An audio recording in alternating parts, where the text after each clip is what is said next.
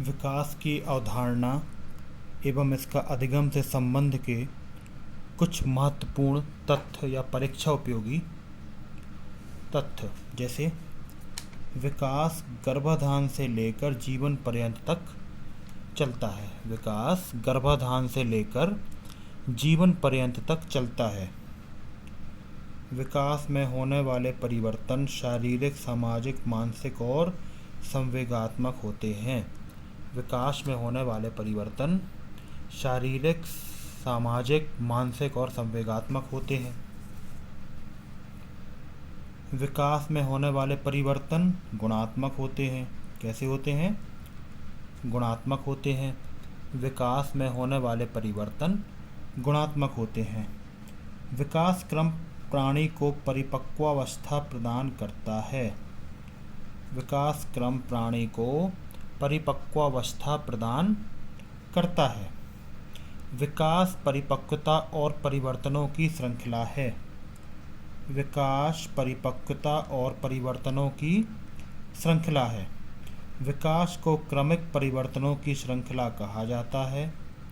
इसके फलस्वरूप व्यक्ति में नवीन विशेषताओं का उदय होता है और पुरानी विशेषताओं की समाप्ति हो जाती है। मतलब नई चीज़ें हम सीखते हैं और पुरानी चीज़ों को धीरे धीरे भूलते जाते हैं। सभी चीज़ों को नहीं, पर काफ़ी चीज़ों को। विकास में होने वाले परिवर्तन रचनात्मक और विनाशात्मक दोनों प्रकार के होते हैं। विकास में होने वाले परिवर्तन रचनात्मक और विनाशात्मक दोनों प्रकार के होते हैं।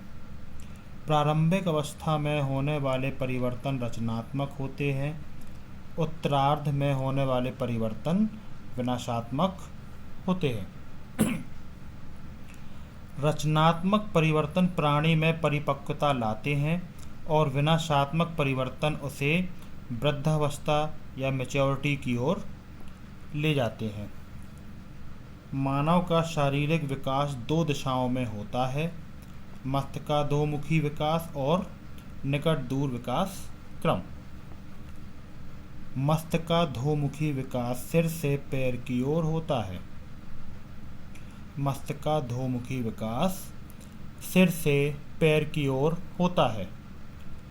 भ्रूणावस्था में पहले सिर का विकास होता है, बाद में धड़ तथा निचले भागों का विकास होता है।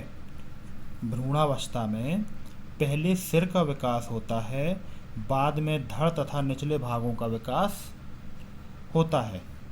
निकट दूर विकास क्रम में शारीरिक विकास पहले केंद्रीय भागों में प्रारंभ होता है, इसके बाद केंद्र से दूर के भागों में होता है। निकट दूर विकास क्रम में शारीरिक विकास पहले केंद्रीय भागों में प्रारंभ होता है, इसके बाद केंद्र से दूर के भागों में होता है।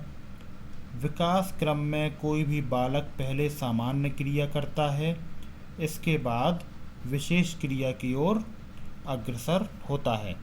विकास क्रम में कोई बालक पहले सामान्य क्रिया करता है, इसके बाद विशेष क्रिया की ओर अग्रसर होता है। प्रत्येक बालक की विकास दर तथा प्रतिमानों में व्यक्तिगत भिन्नता पाई जाती है।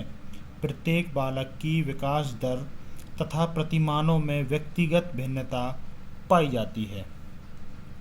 शरीर के विभिन्न अंगों के विकास की गति समान नहीं होती है। शरीर के विभिन्न अंगों के विकास की गति समान नहीं होती है। विकास परिपक्वता और शिक्षण दोनों का परिणाम होता है। विकास परिपक्वता और शिक्षण दोनों का परिणाम होता है। बालक के विकास में पोषण महत्वपूर्ण भूमिका निभाता है। संतुलित और पौष्टिक भोजन, प्रोटीन, वसा, खनिज, लवण, विटामिन शारीरिक व मानसिक विकास में सहायक होता है। बालक के विकास को प्रभावित करने वाले तत्व पोषण, बुद्धि, यौन अंतःस्रावी ग्रंथियाँ, प्रजाति, रोग एवं चोट, घर का वातावरण, पास पड़ोस का वातावरण, विद्यालय का वातावरण, सांस्कृतिक वातावरण, शुद्ध वायु एवं प्रकाश, ये सभी बालक के विकास को प्रभावित करते हैं। शैशवावस्था शिशु के समायोजन की अवस्था कहलाती है। शैशवावस्था शिशु के समायोजन की अवस्था कहलाती है, क्योंकि इस अवस्था में शिशु गर्भाशय के आंतरिक वातावरण से निकलकर बाह्य वातावरण के साथ समायोजन करना का प्रयास करता है।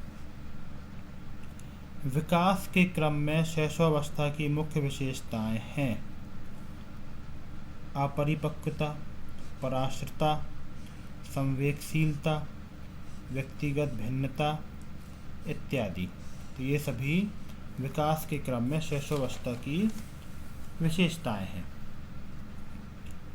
बचपनावस्था की विशेषताएं हैं: एक तो इसको खतरनाक अवस्था कहते हैं, अजीबोगरीब अवस्था कहते हैं, आत्मनिर्भरता की अवस्था कहते हैं, उत्तरोत्तर वृद्धि और विकास की अवस्था कहते हैं, पुनरावृत्ति की प्रवृत्ति होती है, आत्मकेंद्रित होती है, स्वप्रेमी और नैतिकता का अभाव होता है, मतलब स्वप्रेमी होती है, नैतिकता का अभाव होता है, अनुकरण की प्रवृत्ति होती है, मानसिक क्रियाओं के विकास में तीव्रता, सामाजिक भावना का उदय। ये सब बचपनावस्था की विशेषताएं हैं।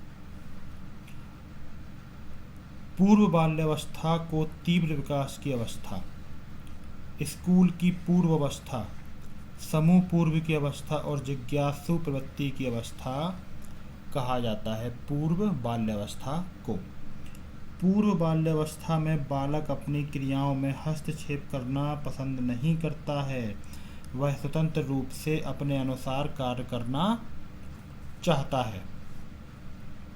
विकास के क्रम में उत्तर बाल्यावस्था को प्रारंभिक स्कूल की आयु, चुस्ती की आयु, गंदी आयु, समूह आयु, सारस अवस्था, नैतिक विकास की आयु इत्यादि की अवस्था कहा जाता है। विकास के क्रम में किशोरावस्था को सुनहरी अवस्था भी कहा जाता है। किशोरावस्था की विशेषताएं हैं: यह परिवर्तन की अवस्था है। इस अवस्था में विषमलिंगी भावना का विकास होता है। इस अवस्था में बालक की कल्पना की प्रधानता होती है। यह तनाव व परेशानी की अवस्था है। यह पूर्ण वृद्धि की अवस्था कहलाती है। यह आत्मनिर्भरता और व्यवसाय चुनने की अवस्था होती है। वृद्धि गर्भावस्था से प्रौढ़ावस्था तक चलती है। सही बात है। वृद्धि में होने वाले परिवर्तन शारीरिक होते हैं। सही बात है। वृद्धि के दौरान होने वाले परिवर्तन मात्रात्मक होते हैं। सही बात है। वृद्धि में होने वाले परिवर्तन रचनात्मक होते हैं। सही है। विकास कभी नहीं समाप्त होने वाली प्रक्रिया है। विकास कभी समाप्त नहीं होता। यह निरंतरता के सिद्धांत से संबंधित है।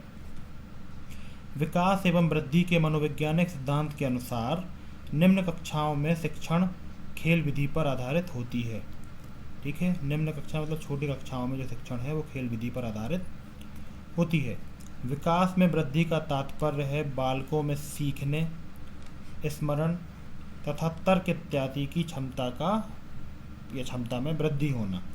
गर्भ में बालक को विकसित होने में 280 दिन लगते हैं। नवजात शिशु का भार लगभग 7 पाउंड होता है। तो ये थे प्रश्न बाल विकास एवं शिक्षा शास्त्र के कुछ महत्वपूर्ण तथ्य। अगले वीडियो में हम इन्हीं को कंटिन्यू करेंगे। तब तक जुड़े रहिए हमारे साथ।